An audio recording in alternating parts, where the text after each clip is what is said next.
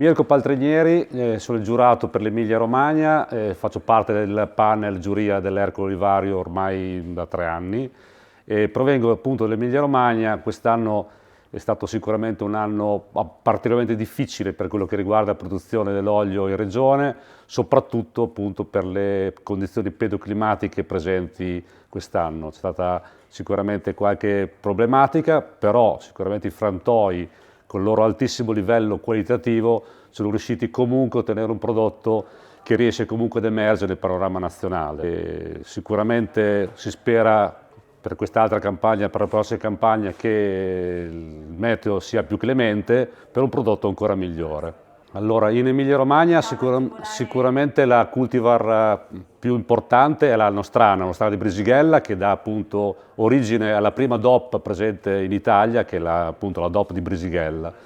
È sicuramente un olio medio intenso, particolarmente apprezzato, ed è sicuramente un ottimo abbinamento per i cibi più sostanziosi e più importanti che possono esserci appunto in Emilia-Romagna, che come sappiamo per il buon cibo sicuramente è una delle regioni più importanti.